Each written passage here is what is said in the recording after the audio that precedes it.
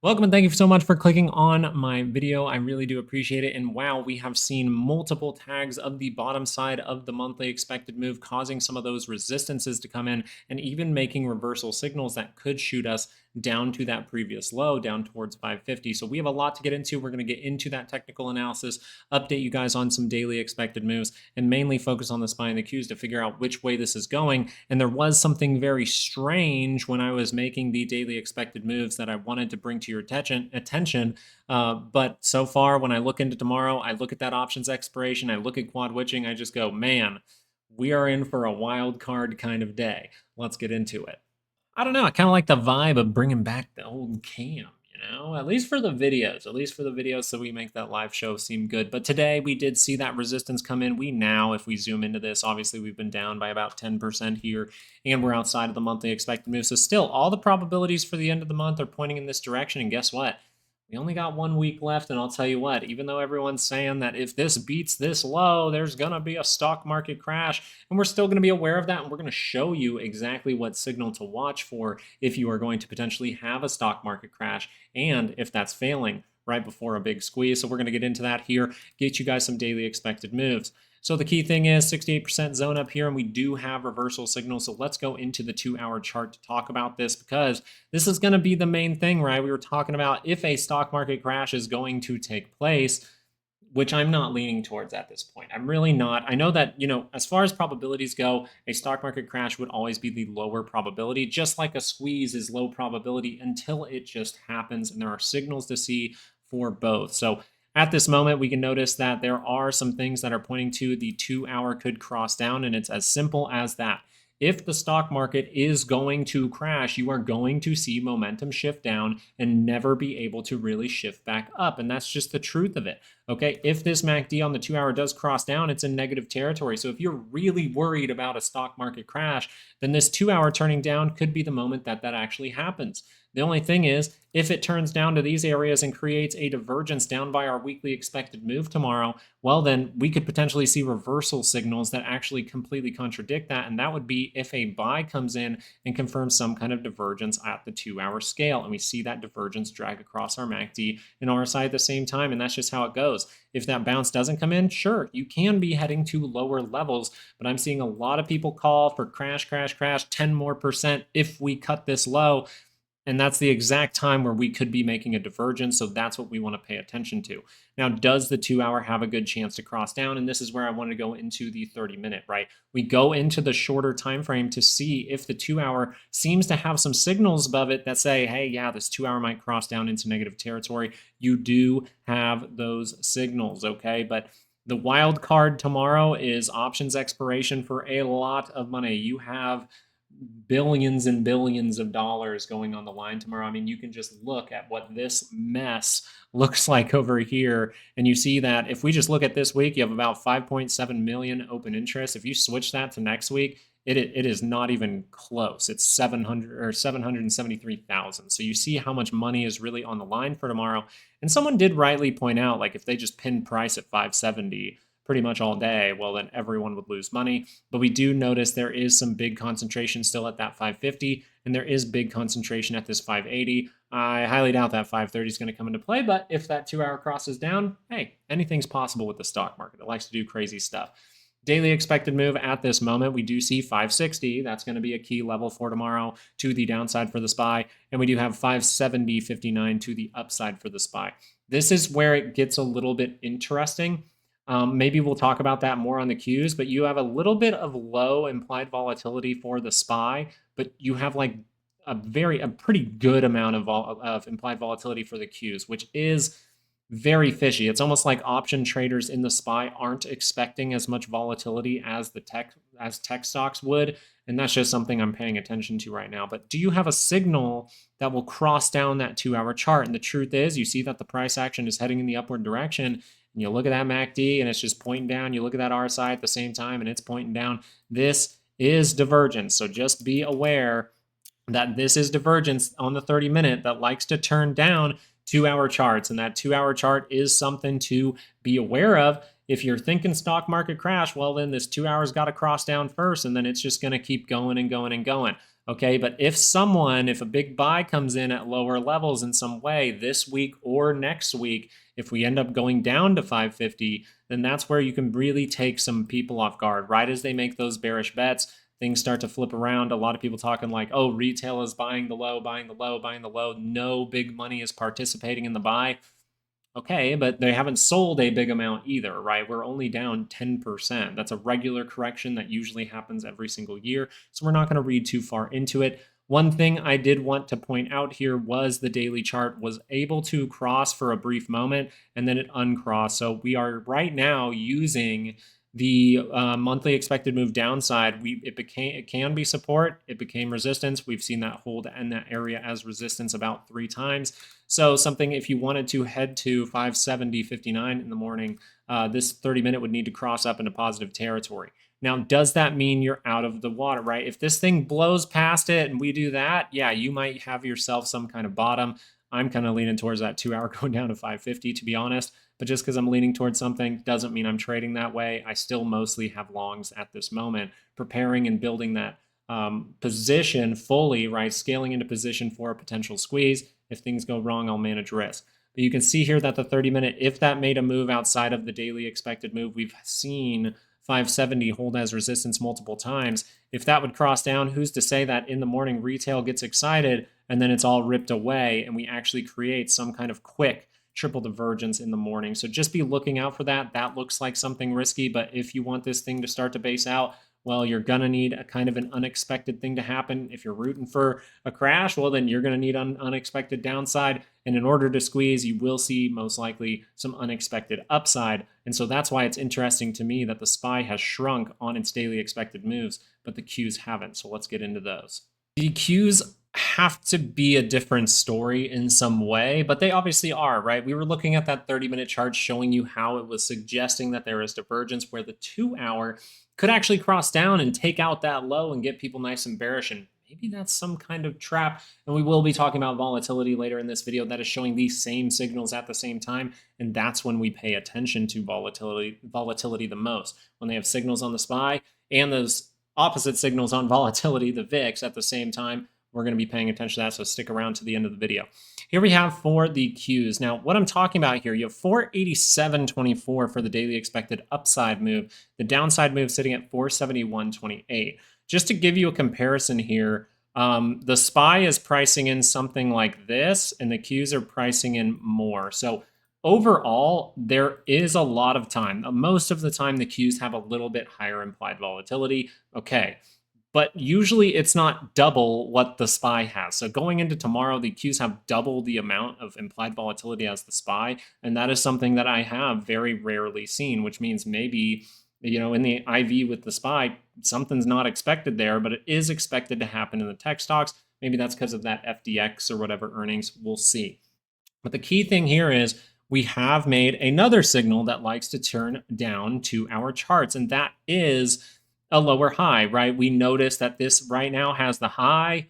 Okay, we have a low, we have a higher low. We're attempting to maybe make the next higher low right now, but as of this moment, you have that new high, and then you potentially have a lower high. So if this starts to lose the 5-day moving average and go negative, this can curl down to our charts, and we might still need to go fish out for that unfinished business down there. And the thing is, we talked about this about 10 days ago. We talked about it getting more complex on the 30-minute. That happened. Then the next part is where we're at right now, where it gets more complex maybe on the 2-hour, and you make a signal down here that curls down and curls back up into positive territory, giving you that steep divergence right as all the stops are taken out, right as everyone replaces all their bearish bets because they just saw something bearish and they're thinking stock market crash. Then we see that thing bounce back up. The important thing, if this does happen, is make sure we're not doing this and going, yeah, this is when I make a decision. On this channel, we like to talk about good decision making and bad decision making. And if this is going to trick everyone before a squeeze, making sure that that buying comes in and momentum curls up on your MACD is perfectly fine. You will get a great price if you do that. I'm just talking about it because a lot of people like to take things early. And when you take things early, you assume more risk. When you take things before confirmation, you assume more risk. And that's a big deal. The environment we're in as well, have a plan for if something goes wrong. All right, guys. Now, the 2-hour chart here, something I am kind of liking that. I think that would be fantastic. I think everyone would start to get bearish and allow me to buy calls really, really cheap once I see that momentum swing back to the upside and confirm divergence. The 2-hour chart here, if that curls down and never comes back, yeah, you're in for a bigger drop. If you never see that buyback come back in and it just keeps going down and down, what do you think you're seeing? So if I have longs from this area and I am seeing a reversal signal, something I can do is maybe trim, right? I could maybe even say if this 2-hour crosses back down, I am not going to be long because that is going to completely contradict my trade. But if it's able to turn back up after that, I'm aware a more complex signal could form, and that's a big deal there. For the 30-minute chart, though, if we're going to talk about the bullish side as well, something that is very, very cool about today was we were able to hold up at our 5-day moving average, and this could be some kind of consolidation to actually head to the upside. So it will be interesting to see if the 30-minute is actually going to curl up again into positive territory as it is right by the center line. So right now, it really looks like, hey, if that 2-hour crosses down, yeah, we could hold up at a daily expected move, but we might end up going to fill that gap down in these lower levels. And if and then the bullish side would be if the 30-minute can curl up, well, then maybe we need to start paying attention to upside and up towards 487.24. And then if we do end the day at the upward direction, we might want to pull up a daily chart and we might want to see if these daily MACDs are curling up, because that's going to start leading towards squeeze, and we'll talk about it from there. Most likely we're going to talk about that on Sunday with some updated weekly expected moves. So make sure you're subscribed. This is Apple in front of me right here, and we're going to go through a few of these stocks because the individual stocks, a lot of the individual stocks are saying, we already have a base here. I'm just going to be honest with you. A lot of them are saying that. That's why I think we're seeing that positivity from Meta, or I think we're seeing some positivity from Amazon. Those are the two trades that I am in. But what did I do? Well, I saw resistance, so I trimmed half the position in Meta and took some profit and said, hey, it looks like resistance is going to come in. This is a rip around kind of market. So if it is going to drop down, I can take half out. And the reason I left the other half in was because of potential squeeze that could happen where we just see some kind of random gap up, right? I'm building the position, taking a long out expiration, at least sometime in mid to end April. Okay, so right now for the 30-minute, you'll notice that if this curls up into positive territory, we came back into this little, I would say, controlled buying, if you will, right? It's just very staggered, very controlled, doesn't seem like anything too crazy. And you'll see that more from the 2-hour chart, right? We see how it's not too crazy. I mean, volatility is high, so you're seeing some wicks and stuff like that. But one thing for Apple that I was worried about, and Apple is more so one of the stocks that is leaning towards that dip, and Apple could be one of the stocks that really vomits here, maybe to go down to a weekly expected move, and then we see that divergence pop up for Apple as well, because Apple did not have good basing out. You can zoom out on Apple and tell me that this is a good base, and I'd call you crazy, because that's not a very good base. It looks very flaggy and controlled to me. This is something I'd watch out for Apple, is to see if it creates that divergence on the MACD and RSI at the same time, and that's how you really get the signals that show, hey, the daily chart can cross up. Now, this doesn't have to all happen in one day.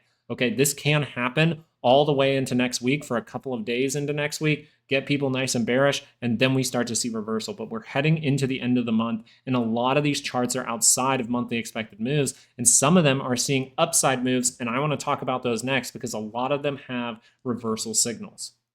Weirdly enough, one of those is Tesla. Now, Tesla does not have the best reversal signal. We're going to go into the 30-minute in a moment to talk about this for a moment. Even if the 2-hour wants to cross down and sweep both of these lows, make another divergence point. But what we notice here is this isn't really divergence. It's a very, very steep, I would say, on the MACD compared to the price action, right? Compared to the price action, pretty steep look here for the MACD. So this is how you really like to get that higher low, maybe to take back the 5-day moving average. And that's where we really have to go into the 30-minute. But just a note, if the 2-hour crosses down, right away, that means bad. But if it can turn right back around, we technically don't have divergence here. So I can still technically use this point to see if we make that point over here. And that would be very, very interesting for Tesla, because if you're a part of Patreon, which we did put out the daily expected moves for all of these stocks, including Tesla, Apple, all the stocks on the right side of your screen, we have daily expected moves on Friday 4. it is really going to help you out with options expiration. As far as if you have an expiration tomorrow, I highly, highly suggest getting some daily expected moves. And then maybe because of this month, and you guys have seen a lot of those reactions off those monthly expected moves, maybe you want to join that Patreon, at least give it a try for a month, see if it's a good fit for you. No harm done if you just want to cancel anytime, okay? It's $7, so it costs you a cup of coffee. Go check it out, see if it helps out your trading. So if the 2-hour crosses, that's a bad thing initially, but if that turns back around, watch for that divergence point as we sweep the lows.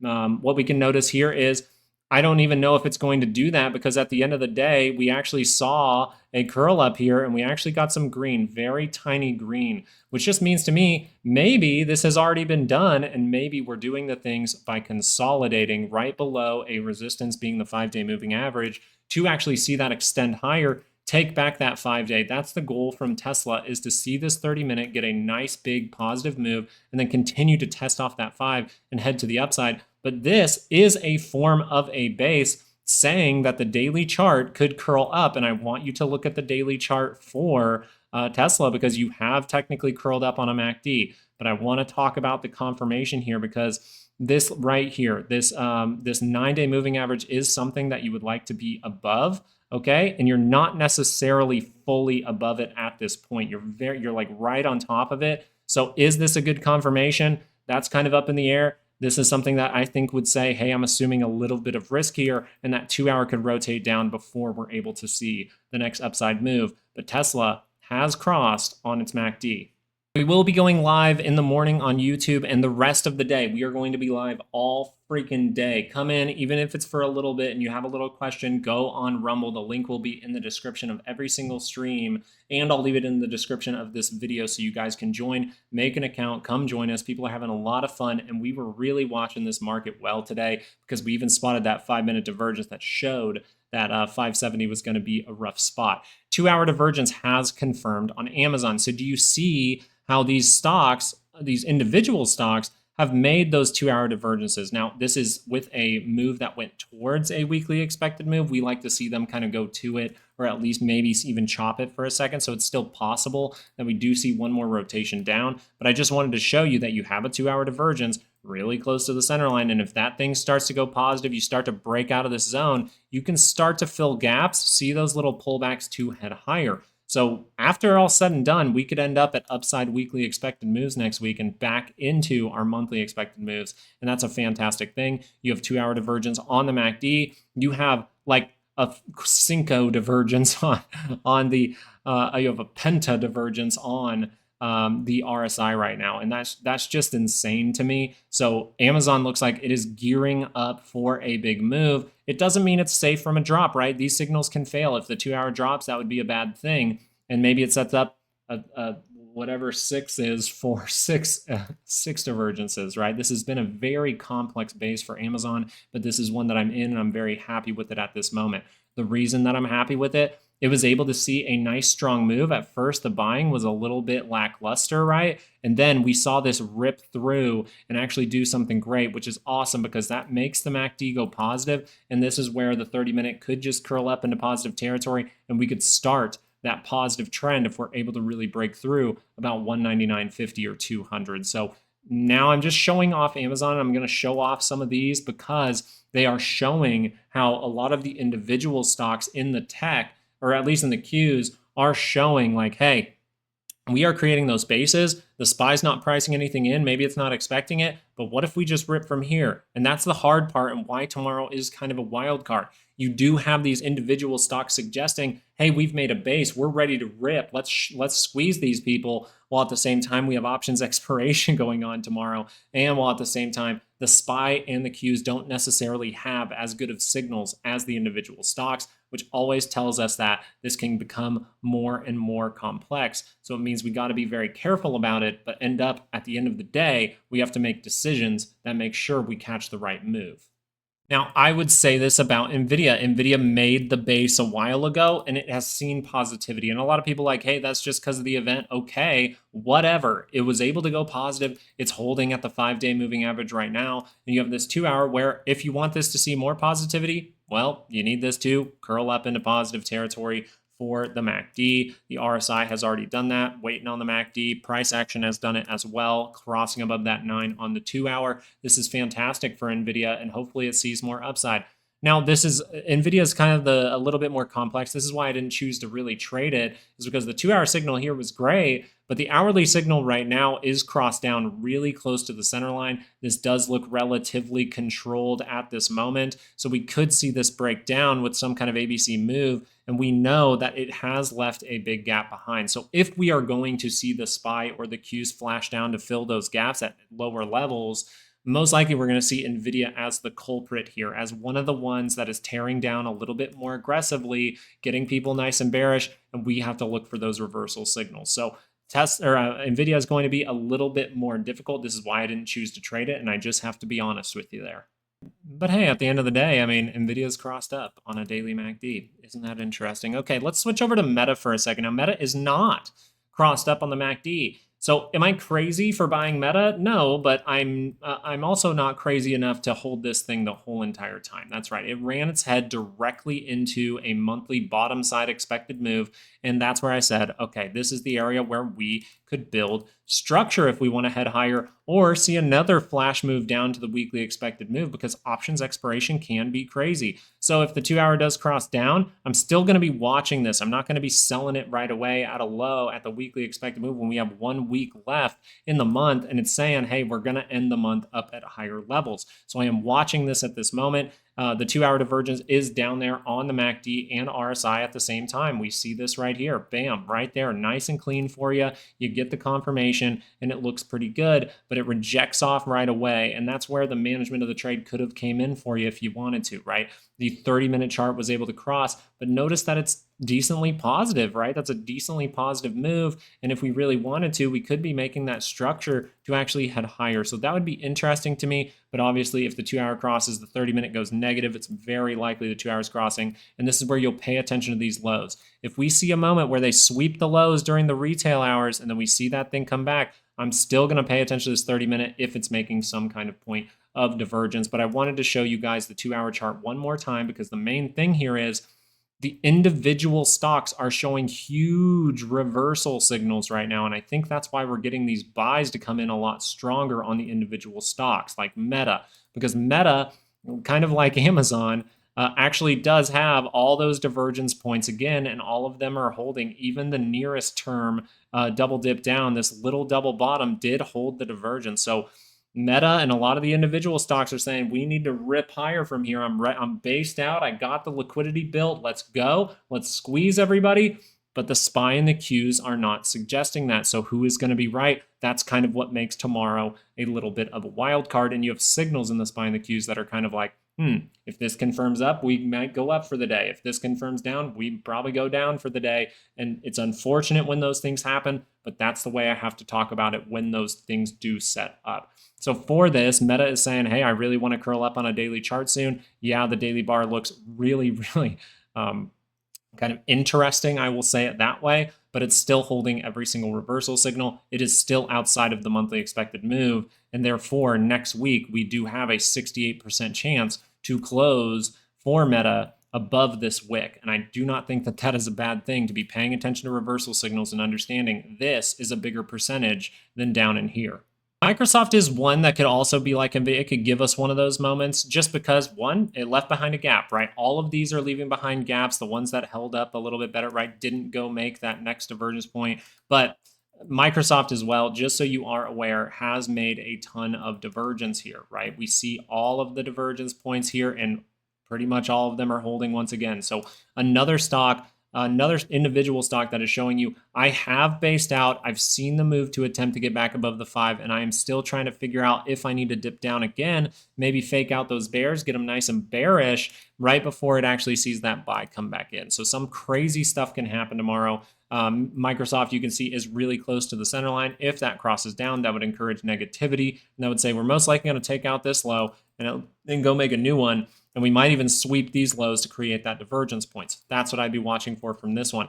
Google, once again, Great move from Google, right? Everyone's super fearful right here, but we had a key thing here and a key thing here. And so I wasn't scared of it. It looked like it was going to get that wick up. And I was just like, well, let's just watch it. If it gets a wick, it's okay. It held the tapering with the closing of the bars. We have divergence across here. We held the divergence. And that's very important because this was a steep drop. When you get a steep drop, you want to make sure that divergence is holding. We'll notice if you click into this RSI, this is lower than this one is lower than this one. So you are holding it. If that changes, we will change how we talk about it. As of this moment, looking at the 30-minute chart for something like Google, isn't this just looking like structure to maybe take back that 5 pretty confidently? We do see that there is a nice almost neckline here. This can fail right now. The 30 minutes turned down. It's really close to center line. All you got to do is drop a little more, probably curling down the 2-hour chart. We'll watch out if we see support at the gap. Maybe pay attention to our daily expected moves that we put on Patreon, which it's already there. So if you want to pause the video,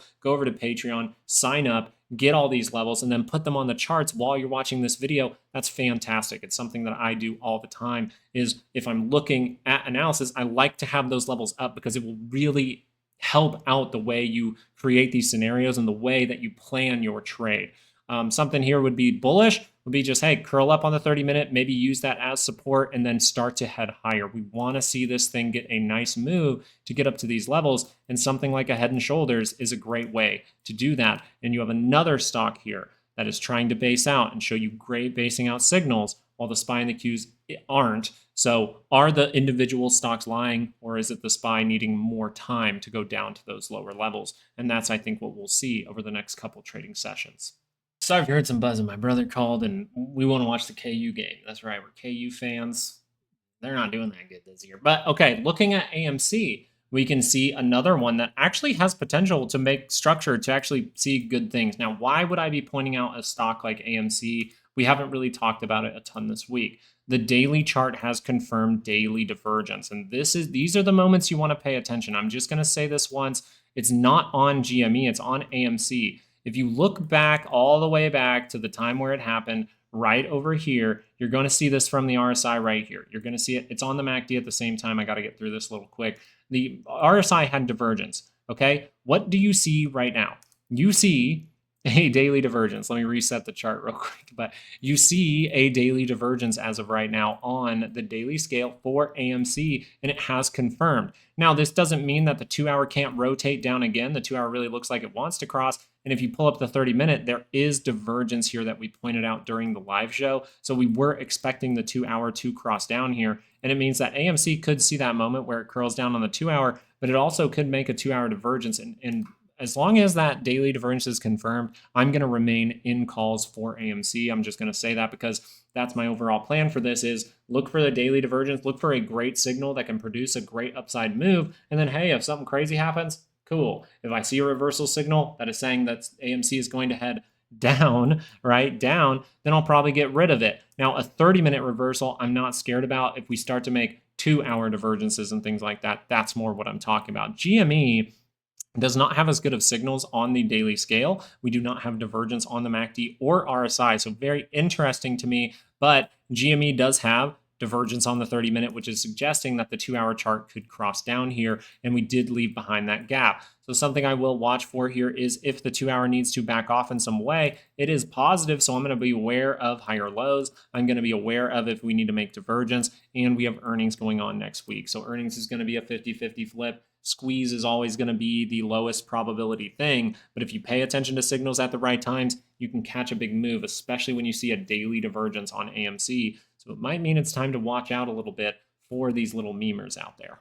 Now, Lucas, why were you paying attention to if we saw resistance at that 570 level for the SPY? Because we see the exact opposite signal from right here from the VIX. Okay, the VIX was showing that 30-minute divergence that can curl up a 2-hour chart. Now, it did curl up a 2-hour chart, but we talked about this during the live show. Is this a good confirmation? And I'm sure that people who have taken the course, people who have been a part of this channel for a while, understand that this bar is not a good confirmation. It is a negative bar below the 200 and below the 9. That's just not a good confirmation. So what you need to see from the VIX to pop off is see that 2-hour be able to scale up into positive territory right here and see that closing positive bar above the 9. We did not get that today. So this is suggesting, and a lot of the time when you're about to start a squeeze, you'll see a reversal signal like this and it can fail. Not saying that at this moment. I think there is still risk of us filling that gap on the SPY,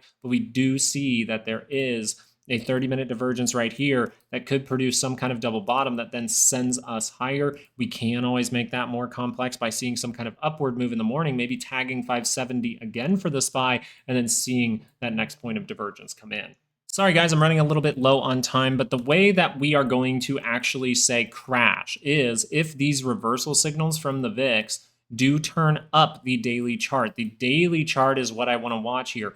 This is where a lot of people ask me today, they're like, hey, I know you're building that position. Yeah, you trimmed Meta. Okay, awesome. But what would really convince you to get out of all of those longs? Well, if we see a daily cross up from volatility, that will mean that we are crossing up into positive territory. So what I'm leaning towards here is for volatility to get a spike up to something maybe like 24. Maybe we even end up by 10% with volatility and we get that 85% chance for an update in the next 2 trading sessions for the SPY. So hopefully this video was overall helpful for you. Mainly, I just want to be paying attention to the fact that we do have kind of a mixed bag where it's almost like the SPY and the Qs are making a complex base saying, hey, we need that 2-hour to go fill that gap down towards 550. But the individual stocks are saying we're based out right now and we can scream higher. So I assume options expiration will be a little bit crazy. We have a ton of money on the line with almost no money on the line next week. It would be the perfect time to set people up, get them nice and bearish, or even squeeze because most people have shorts going into tomorrow. So we could start the squeeze tomorrow. We could potentially make that base in the next 2 trading sessions if we want to head lower to fill that gap and then see some kind of squeeze towards next week. So it's a very interesting time. It means we're going to be trading like water. And the good part is we will be live all freaking day. We'll be live in the morning on YouTube and we will switch over to Rumble where you can get that link down in the description to join us there. Come hang out with us. It's a great time. I wish you nothing but luck with your trades, okay? But you don't need luck because you're going to hold yourself accountable. You're going to make sure you're making good decisions. And even if that means you need to ask some friends first and just be like, hey, am I seeing these things correctly? It's exactly what this community is for. So thank you so much for joining us today. I appreciate you guys being here. Thank you for liking, subscribing. You guys are fantastic. And thank you to everyone who has really made Rumble a great experience all week long, especially as I've been putting in hours and hours and hours of just constant technical analysis. So thank you. Have a good night. Peace.